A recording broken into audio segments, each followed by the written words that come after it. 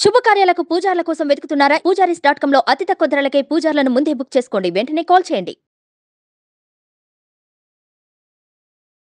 పరమాత్మను పట్టుకోవాలి. ఆ పరమాత్మ ద్వారా పొందవలసినటువంటి రసానుభూతిని లేదా తత్వ విచారణని ఆ ఫలాన్ని పొందాలి.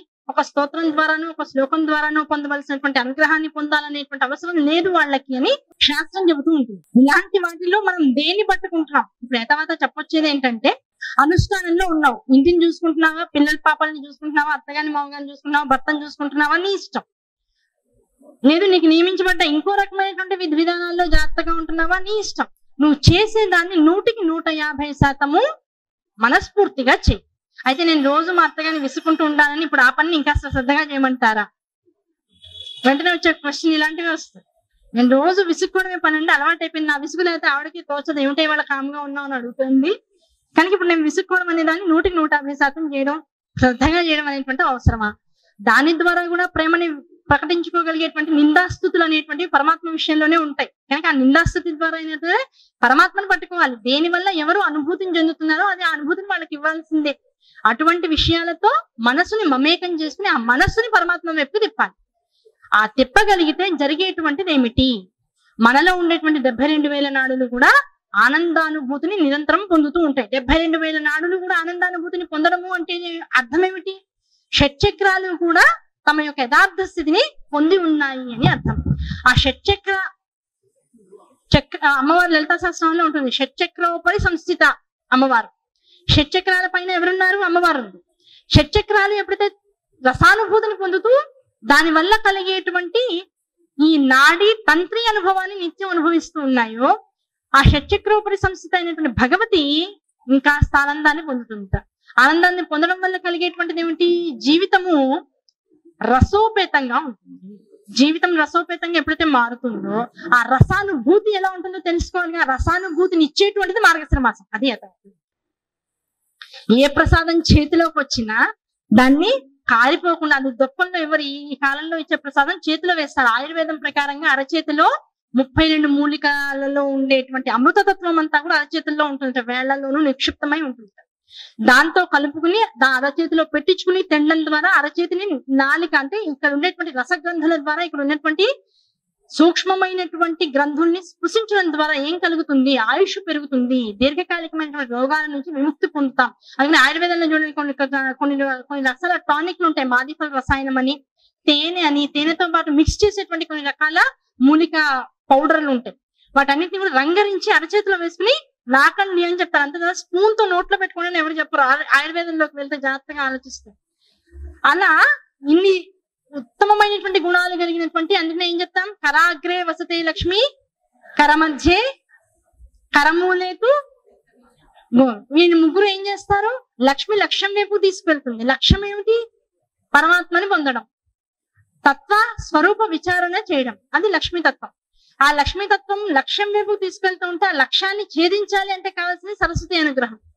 ఆ సరస్వతిదేవి అనుగ్రహంతో పాటు లక్ష్మీదేవి అనుగ్రహంతో పాటు రెండింటి ద్వారా ఉన్నటువంటి స్థితికారకుడైన పరమాత్మని నిత్యము కూడా స్మరించడం ద్వారా, అరచేతిలో దర్శించడం ద్వారా, ఈ కర్మల యందు నిత్యము కూడా వారిని స్మరించడం వల్ల కలిగేటువంటిది ఏమిటంటే, ఈ కర్మలతో చేసేటువంటి ప్రతి పని ద్వారా అచ్యుతానంత గోవింద అనేటువంటి ఒక్క నామం ద్వారానే నీకున్న సమస్త రోగాలు తీరితే, ఈ కర్మ యందు ఉన్నటువంటి ఈ 3 స్వరూపాలు ఏవైతే ఉన్నాయో వాటిని నిత్యం స్మరించడం ద్వారా, వాటి ద్వారా చేయవలసిన లౌకిక కార్యాలని భౌతిక కార్యాలని చేస్తూ పోవడం ద్వారా జీవుడు యొక్క ప్రారబ్ధ ఆగామి సంచిత కర్మలు అనేటువంటి 3 కర్మలు కూడా అవి అనుభవించవలసినటువంటి దుర్గతులన్నిటిని కూడా తట్టుకుని బయటికి వచ్చి కేవలం వాటి ద్వారా కలగవలసినటువంటి అమృత తుల్యమైనటువంటి మోక్ష స్థితిని ప్రాప్తి చేసుకుంటాయి అనేటువంటిది విషయంగా చెప్పారు. కనుక అరచేతిలో వేసుకుని తినేటువంటి మాసం ఈ మాసం. విడిగా అయితే ఇదివరకు అమ్మలు ఇంట్లో ఉంటే హాయిగా చేతిలో పెట్టించుకుని తినేవాళ్ళం. ఇప్పుడు ఎంతమందికి ఉంది అలవాటు? చాలా కొద్ది మందికి ఉంది. అందుకనే ఒక మాసాన్ని కేవలంగా అలా పెట్టి ఎంత కలి ప్రభావం పెరిగినా సరే, ఇంకా మున్ముందు ఇటువంటి బంధాలన్నీ ఎంత తగ్గిపోయినా, కష్టం వచ్చినప్పుడు పరమాత్మ వైపుకి ఎవరైనా చూస్తారు. ఆకాశం వైపుగా చూస్తాం కష్టం వచ్చిందంటే. అందుకనే దీపం రోజు అయ్యా నాకు కష్టం వచ్చిందని పైన చూస్తూ ఉంటుంట. ఏంట్రా నీ కష్టం అంటే, వీడు నన్ను వెలిగిస్తున్నాడే గానీ ఇంకా దేంతో వెలిగించాలి, ఎలా వెలిగించాలి, ఏ ప్రమిదలో వేయాలనేటువంటి దౌర్భాగ్య స్థితిలోనే ఉన్నాడు, నన్ను వెలిగించగలిగాననేటువంటి తృప్తిలో మాత్రం ఎవడూ లేదని బాధపడుతూ ఉంటుంట. అందుకని అది ఎప్పుడు ఆకాశం వైపు చూస్తూ ఉంటుంట, దేవుడా నన్ను రక్షించు అని. సరదాగా చెప్పే విషయం. అలా కష్టం వచ్చిన వాడు ప్రతిసారి ఏం చేస్తాడంటే ఆకాశం వైపు చూస్తాడు, పరమాత్మ వైపు చూస్తాడు. అందుకనే మనిషి జీవితంలో కష్టం తప్పనిసరిగా రావాలి. ఆ కష్టం వచ్చిన వాడు ఎప్పుడు ఎక్కడ పూజలు జరుగుతుంటే ఎక్కువ ఎక్కడ హడావిడిగా ఉంటే అక్కడికి వెళ్ళిపోయి దేవుడు నన్ను రక్షించంటూ ఉంటాడు.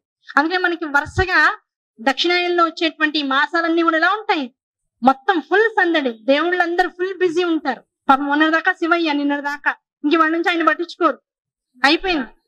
ఇవాళ నుంచి ఎవరు మొదలు, ఇంకో 2 రోజులు శనివారం నుంచి ఇంకా విష్ణుమూర్తి ఎరా స్టార్ట్ అవుతుంది. ఇంకో 4 రోజులు పోయిన తర్వాత అందరూ పాపం సర్దుమని పడుకుంటారు.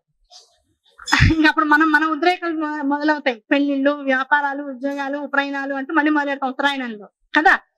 కనుక ఎక్కడ హడావిడిగా ఉంటే అక్కడికి వెళ్ళిపోతూ ఉంటుంది, మనస్సు వెళ్ళిపోతూ ఉంటుంది. ఈ దేవుడిని నమస్కారం చేసుకుంటే, ఈ రాయిని నమస్కారం చేసుకుంటే మన జీవితం బాగుపడుతుందేమో అనేటువంటి బీపీ వచ్చేస్తూ ఉంటుంది జనాలు. వెళ్ళిపోయి నమస్కారం చేస్తుంటారు. ఆ సమయంలో ప్రసాదం చేతిలో పడింది అనుకో, అదొక్కదాన్ని ఇలా స్పృశించి తీసుకోవడం ద్వారా శరీరంలోకి వీడిలో ఉండేటువంటి ఎన్నో రకాల ప్రారంధ దోషాల వల్ల వాడు అనుభవించాల్సినటువంటి శారీరక, భౌతిక, మానసికమైనటువంటి ఇబ్బందుల నుంచి వాడు బయటపడగలిగేటువంటి అత్యుత్తమమైనటువంటి విధానాల్ని ఈ ఆగమ శాస్త్రానుసారంగా ఏర్పాటు చేసినటువంటి గుళ్ళల్లో పెట్టి, ఇక్కడ చేసేటువంటి పూజల్లో పెట్టి, ఆ మూర్తి విశేషాల్లో పెట్టి, మాసాంతర్గతంగా వచ్చేటువంటి సంవత్సరాంతర్గతంగా అంటే పక్షోత్సవ, మాసోత్సవ, నిత్యోత్సవ అంటూ రకరకాల ఉత్సవాలు చేస్తూ ఉంటారు. ఆ ఉత్సవాల అంతర్గతంగా వచ్చేటువంటి కాల నియమాన్ని అనుసరించి ఏ విషయాలైతే చేస్తుంటామో దాని ద్వారా జీవుడు తనంతట తానుగా బయటపడగలిగేటువంటి అవకాశం పరమాత్మ ఇచ్చేశాడు. ప్రకృతి యందు నిబృకృతం చేశాడు. దాని ద్వారా ఏం జరుగుతుంది, ఎన్నో నేను సాధించాను జీవితంలో అంటావు, అన్ని నువ్వు చేసినవి కాదు. అందుకని చూడండి, మీరు ఇవాళ ఈ పొజిషన్ లో ఉన్నారంటే అండి మీ తల్లిదండ్రుల అనుగ్రహం అంటాం, లేకపోతే మీ గురువుల యొక్క కృప అంటాం, లేకపోతే పూర్వజన్మ సుకృతం అండి అంటాం. ఈ పూర్వజన్మ వల్ల, తల్లిదండ్రుల వల్ల, గురువు ఇచ్చినటువంటి జ్ఞానం వల్ల. వీళ్ళ ముగ్గురేగా ఇక్కడ ఉండేది. కరాగ్రే వసతే లక్ష్మి, లక్ష్యాన్ని ఇస్తుంది పూర్వజన్మ సుకృతం. లక్ష్మి సరస్వతి అనుగ్రహం, గురువు అనుగ్రహం. విష్ణుమూర్తి ప్రారంభ కర్మల్ని ఇక్కడ సంచరింపజేసేటువంటి వాడు విష్ణుమూర్తి, స్థితికారుడు కనుక. ఈ మూడింటి అనుగ్రహం నీకు కావాలనుకుంటేనే వాళ్ళు నువ్వు ఎలా ఉన్నావో నీ యొక్క విషయం 10 మందికి అర్థమయ్యేలా చేస్తూ ఉంటుంది. ఆ మూడింటిని నిలబెట్టుకోవాలి కనుకనే నిత్యము కూడా ఇటువంటి విధానాలని చెప్పారు. ఆ విధానాల ద్వారా విష్ణు మాసం అయినటువంటి ఈ మాసంలో విష్ణు స్వరూపుడైనటువంటి ఆ పరమాత్మనే ఇక్కడ మనము ఎలా కొలుస్తాం. ఈ ధనుర్మాసం అంతా విష్ణుమూర్తి యొక్క పేరేమిటి, శ్రీకృష్ణ యొక్క స్వరూపాన్ని మాసమంతా దర్శించగలిగేటువంటి మాసం ఈ మాసం అంతా. కనుక శ్రీకృష్ణుడు ఏం చేశాడు, వెన్నని చేత్తో తీసుకుని నాకేసేవాడు, పాలను చేత్తో తీసుకుని తాగేసేవాడు. కనుక ఈ రోజుల్లో ప్రసాదం అంతా కూడా ఎలా చేస్తాం, తీసుకుని లోపలికి పడేస్తూ ఉంటాం. దీని ద్వారా ఆరోగ్యం బాగుపడుతుంది, మనస్సు బాగుపడుతుంది. ఇంత అన్నం, ఇంత నెయ్యితో కూడుకున్నటువంటి రకరకాల ధాతువులతో కూడుకున్నటువంటి పదార్థం లోపలికి వెళ్తే ఇంక ఈ శరీరం దాదాపుగా ఒక 5-6 గంటల పాటు ఒక ప్రసాదం, ఒక అరచేతుడి ప్రసాదం తింటే 5-6 గంటల పాటు అన్నం మీద గానీ విషయాశక్తి ఉండదు. ఇంకా అన్నం మీద మనసు పోదు. అబ్బాయి ఏమైనా కావాలి, ఏమైనా తినాలనిపిస్తుంది, మంచి కావాలనిపించదు కదా. ఎప్పుడైతే అది తగ్గుతుందో మనిషికి సగం వ్యాపకం తగ్గినట్టే లెక్క. ఎస్ఆర్నో ఆ వ్యాపకం తగ్గితే పొద్దున తినేసావు, ప్రసాదంగా స్వీకరించావు, అది లంచో బ్రేక్ఫాస్ట్ అనుకోవట్లా, ప్రసాదంగా స్వీకరించావు. అంటే పరమాత్మ బాలుడుగా ఉండి నీకు ఇప్పుడు పిల్లలకి పొద్దున్నే వాడు లేవంగానే వాడికి ఏదో ఒకటి పెట్టాలి. తల్లి ఏం చేస్తుంది, నష్టం కలుగుతుంది. లేకపోతే వాడికి చేసినటువంటి ధాన్యాలన్నీ కూడా మిక్స్ చేసేసి దాన్ని చక్కగా నెయ్యితో ఉడికించేసి నీళ్ళతో ఉడికించేసి పెడుతుంది. పెట్టే ముందు ఏం చేస్తుంది, పూజ చేసుకోవాలి, అయ్యో మా ఆయనకి ఇంకేటో ఇవ్వాలి, ఇవన్నీ ఆలోచనలో కొంత తీసి పిల్లవాడు ఎలా దాన్ని అనుభూతి చెందుతాడో ముందు ఆ అనుభూతిని తను అనుభూతి చెందాలి. అప్పుడే పిల్లవాడు అమ్మ దాన్ని బట్టి వాడికి ఆ రసాస్వాదన వస్తుంది. దాంతో తల్లి కొద్దిగా రుచి చూస్తుంది. తల్లి రుచి చూసి పిల్లవాడికి పెట్టినట్లుగా అక్కడ తండ్రి రుచి చూసి ఇప్పుడు ఏం చేస్తాడు, మనందరికీ పెట్టేటువంటి ప్రసాదమే ఈ ధనుర్మాసాంతర్గతంగా పెట్టేటువంటి ఈ భోగం, పొద్దున పూట చేసేటువంటి ప్రసాదం. దాన్ని స్వీకరించాక ఒక 5-6 గంటల సమయం మనకి అన్నము కావాలనేటువంటి భ్రాంతి పోతుంది. కనుక ఆ సమయంలో ఏం చేయమన్నారు, మాధవ స్మరణ చేస్తుంది. ఈ మాసంలో ఎంత స్మరణ చేస్తావో ఆ తర్వాత వచ్చేటువంటి మాసం ఏంటి, చిట్ట చివరి మాసమా, చిట్ట చివరిది మాఘం. మాఘం అయిన తర్వాత పాల్గొన. ఇంకా దాంతో మనకేమవుతుంది, ఏ మాసం, చివరి మాసం. తెలుగు మాసాల్లో చిట్ట చివరి మాసం ఏమిటి కదా. ఆ పాల్గొన మాసం వచ్చేటప్పటికల్లా మధ్యలో ముందు విష్ణుమూర్తిని పట్టుకున్నాం, అంత ముందు అమ్మవారిని పట్టుకున్నాం, అంత ముందు వినాయకుడిని పట్టుకున్నాం. వినాయకుడు, అమ్మవారు, శివుడు, విష్ణుమూర్తి. అయిన తర్వాత ఏం చేయాలి? మొట్టమొదటి లక్ష్మీ స్తోత్రంలో మొట్టమొదటి వచ్చేటువంటి నామం ఏంటి? ప్రకృతి. ప్రకృతిం వికృతిం విద్యాం. ఆ విద్యని సంపూర్ణంగా స్వీకరించాలి అంటే ఏం చేయాలి? ఒక ప్రకృతి స్వరూపుడైనటువంటి వాడు, జగత్తునంతటి కూడా వెలుగులిచ్చేటువంటి వాడు. ఏ వేడి వల్ల మొత్తం జీవరాశులన్నిటి యందు కూడా చైతన్యం నిబిడీకృతం అవుతుందో అటువంటి చైతన్యాన్ని అంకురింపజేసేటువంటి వాడు. జీవులందరిలో కూడా తనను తాను విశేషంగా నిక్షిప్తం చేసుకుని ఆ కిరణాల ద్వారా జీవులందరినీ కూడా చైతన్యం వైపుకి నడిపించగలిగేటువంటి వాడు. మనకు ఉన్నటువంటి సంవత్సర కాలం ఏదైతే ఉందో 365 రోజులు, దాని అంతటినీ కూడా తన యొక్క మయూఖ స్వరూపంగా కలిగి ఉన్నటువంటి చిత్కళ, అదే మనం లలితా స్వరూపం అంటూ ఉంటాం. ఆ లలితాదేవికి ఒక క్షణం ఒక సంవత్సర కాలం. అటువంటి స్వరూపంగా భావించేటువంటి సంవత్సర కాలంలో ఒక్కొక్క మాసాంతర్గతంగా ఒక్కొక్క స్వరూపాన్ని, మనం తత్వస్వరూపాన్ని పట్టుకుని ముందుకు వెళ్తూ ఉంటే, సూర్యారాధన కూడా అయిన తర్వాత వచ్చేటువంటి చిట్ట చివరి మాసం ఫాల్గుణ మాసం. ఆ ఫాల్గుణ మాసంలో వచ్చేటువంటి 30 రోజులు కూడా మొత్తం ఒక సంవత్సర కాలంలో వచ్చేటువంటి పూజలు కావచ్చు, పునస్కారాలు కావచ్చు, విధులు కావచ్చు, నిత్య నైమిత్తిక క్రియలు కావచ్చు, ఏవైతే ఉంటాయో అవన్నీ కూడా ఒక్కొక్క తిథి యందు, ఒక్కొక్క రోజు యందు కూడా నిక్షిప్తం చేయబడినటువంటి తత్వమాసం ఫాల్గుణ మాసం. అది అయిన తర్వాత మళ్ళీ పురస్చరణ, మళ్ళీ చైత్ర మాసం నుంచి మళ్ళీ ఫాల్గుణ మాసం దాకా సంవత్సరం రిపీట్ అవుతూ ఉంటుంది. మళ్ళీ కొత్త సంవత్సరంలోకి అడుగు పెట్టాం అనుకుంటూ ఉంటాం. కనుక ఏ 17 నాడులు, 1700 నాడులు మాత్రమే పనిచేస్తూ మిగతా నాడులన్నీ కూడా కాస్త నిశ్శబ్దాన్ని వహించగలిగేటువంటి ఈ జీవ చైతన్యం వైపు నుంచి జీవుల్లో ఉండేటువంటి తత్వ విచారణ వైపుకి ప్రయాణం చేయించే దిశగా మార్పించేటువంటి ప్రసాదాలన్నిటి కూడా ఈ మాసాంతర్గతంగా పెట్టి, కేవలం ప్రసాదాన్ని స్వీకరించడం ద్వారా నీలో ఉన్నటువంటి దాన్ని ఏమంటారంటే మనసుని కైంకర్యం చేయడం, భగవంతుడికి కైంకర్యం చేయాలి. అందుకని గోదా చేసినటువంటి ప్రార్థనలన్నింటిలో కూడా పొద్దునే లేస్తుంది, లేవంగానే పరమాత్మని తలుచుకుంటూ ఆయన దగ్గరికి వెళ్ళాలి, ఆయన దేవాలయానికి వెళ్ళాలి, అక్కడ ఉన్నటువంటి విషయాలన్నింటినీ తానే స్వయంగా చేసుకోవాలి. ఆయనకి ఎంత వైభోగం చేయగలిగితే అంత వైభవంగా ఆయనకి కావాల్సినటువంటి విషయాలన్నింటినీ కూడా ఒకదాన్ని కాకుండా 10 మందితో కూడుకుని చేసుకోవాలనేటువంటి విధానాన్ని ఆ పాశురాల్లో చూపిస్తూ ముందుకు వెళ్తారో, పరమాత్మ వైపుకి వెళ్ళేటప్పుడు లోకంలో నువ్వు ఒక్కదానివి, నేను ఒక్కదాన్ని నండి, మా ఇంట్లో నేను ఒక్కదాన్ని మంచిదాన్ని తెలుసా, మిగతా అందరూ కాస్త తేడాగా ఉండే, ఏదో నేను కాబట్టి ఇలా జాగ్రత్తగా మెయింటైన్ చేస్తున్నాను ఒక పెద్ద అహంకారం ఉంటుంది మనందరికీ కూడా. నేను కాబట్టి అనుకుంటాం. ఆ నేను కాబట్టి అంటే నువ్వు కాబట్టే ఇంతమందితో నిన్ను అమ్మవారు మధ్యలో పెట్టేసి సరౌండ్ చేయించింది, లేకపోతే నిన్ను ఇలా ఆపడం చాలా కష్టం. అది ఆవిడ ఉద్దేశం. నీకున్నటువంటి పరిస్థితులు కానీ మనుషులు కానీ ఇలా లేకపోతే నువ్వు ఇలా ఉండవు, జాగ్రత్త. ఇంతకు మించి నువ్వు పాడవాలి అనుకుంటే వీళ్ళందరినీ దూరం చేసుకో. అందుకని దూరం చేసుకునే వాడు ఎవడో బాగుపడ్డు, వాడి స్థితి డిటీరియేట్ అయిపోతూ ఉంటుంది రోజు రోజుకి కూడా.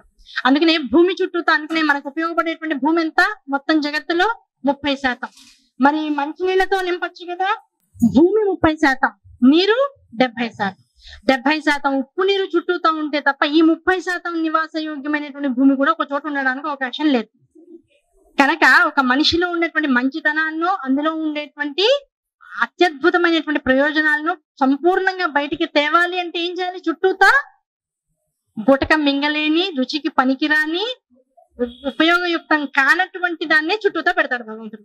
సో మన చుట్టుపక్కల అందరూ ఇలాంటి వాళ్ళు ఉన్నారంటే అర్థం ఏమిటి? మనం ఏదో కాస్త మంచి వాళ్ళం, అది మనం అనుకోవడం కాదు. ఆ మంచితనాన్ని మనలోంచి ఇంకాస్త ఎలా బయటికి తీసుకురావాలి. ఆ మంచితనం ఎంత బయటకు వస్తుందో అప్పుడు ఏమవుతుంది? మనల్ని మనం ఎదుటి వాళ్ళలో ఉన్నటువంటి దోషాలు చూడకుండా ఉండగలిగేటంత స్థితికి తెచ్చుకుంటాం. ఎప్పుడైతే చుట్టుపక్కల వాళ్ళలో దోషాలు ఎప్పుడైతే కనపడకుండా ఉంటాయో, ఇప్పుడు ఏమైంది? ఉప్పు నీటి మధ్యలో ఉన్న భూమి దగ్గర నుంచి ఇప్పుడు మనం ఏమయ్యాం? 9 ఆవరణలు కలిగినటువంటి మణిద్వీపంలోకి వెళ్ళి ఆ మధ్యలో బైందవ స్థానంలో ఉన్నటువంటి అమ్మవారిగా మారాం. సో ఉప్పు నీటి మధ్యలో భూమిగా మిగులుతావా? ఆ ఉప్పు నీటి మధ్యలో ఉన్నటువంటి భూమిగా మిగులుతూ నీలో ఉండేటువంటి స్వస్వరూప దర్శనాన్ని చేస్తూ ఆ నీటి ఉపయోగాన్ని, ఆ నీటిలో ఉండేటువంటి ఆ తత్వగుణాన్ని కూడా తెలుసుకుని, లవణ గుణాన్ని కూడా తెలుసుకుని, అమ్మ నువ్వు లేకపోతే నేను ఇలా నిలబడేవాడిని కాదు అనేటువంటి ఒక అహంకార రహితమైనటువంటి స్థితితో అమ్మవారిగానే ఆయన ఉప్పు నీటిని అంతా స్వీకరించి అమ్మవారిగా మారి నీ చుట్టూతో ఉన్నటువంటి ఉప్పు నీటిని 9 ప్రాకారాలుగా 9 విశేషమైనటువంటి సుధాసింధోర్ మధ్య సురవిటపి వాటి పరివృతే మణిద్వీపే నీపోపవనవతి చింతామణి గృహే శివాకారే మంచే పరమశివ పర్యంక నిలయాం భజంతి త్వాం ధన్యాః కతిచన చిదానంద లహరి. అలా మారాలి. అలా మారడానికి కావలసినటువంటి ప్రయత్నపూర్వకమైనటువంటి విభాగ స్వరూపమే, గురు స్వరూపమే ఈ మాసాలు. ఈ మాసాల్లో ఈ మార్గశిర మాసం ప్రత్యేకంగా మనలో ఉండేటువంటి అహంకారాన్ని సంపూర్ణంగా తొలగించగలిగినటువంటి మాసం. విశేషంగా అహంకార రహితమైనటువంటి మనస్సుతో మనోబుద్ధి అహంకార చిత్తాని నాహం, శివోహం స్థాయికి చేరాలి జీవుడు అంటే ఆ అహంకార స్వరూపాన్ని టోటల్ గా మన నుంచి తీసేయాలి. అహంకారం తొలగాలంటే చేయవలసిన ప్రక్రియ ధ్యానం, జపం. ఈ రెండింటికి విశేషమైనటువంటి మాసం మార్గశిర మాసం. ధ్యానము, జపము ఈ రెండింటిని విశేషంగా చేయాలి ఈ మాసంలో. ఎందుకు? మనస్సుని స్థిరం చేసుకుని, శరీరాన్ని కృతం చేసుకుని, వైఖరిని ఖేచరిగా మార్చుకుని ఎవరైతే కూర్చుంటాడో ఆ తపస్సు సిద్ధిస్తుంది అనేటువంటిది ఋషివాక్యం. ఆ ఋషివాక్యం అందరికీ కూడా సమగ్రంగా అందాలి. మనస్సులు స్థిరం అవ్వాలి. దేహము అత్యద్భుతమైనటువంటి రసోపేతమైనటువంటి స్థితిని పొందడానికి కావాల్సినటువంటి సంకల్పం మటుకు కనీసం చేయగలగాలి అనేటువంటి సంకల్పంతో స్వస్తి చేస్తున్నాం.